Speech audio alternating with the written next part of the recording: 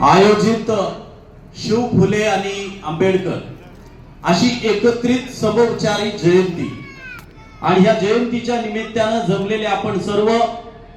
व व्यासपीठावरील सर्व मान्यवर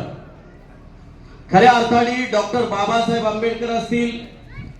महात्मा ज्योतिबा फुले असतील व छत्रपती शिवराय असेल,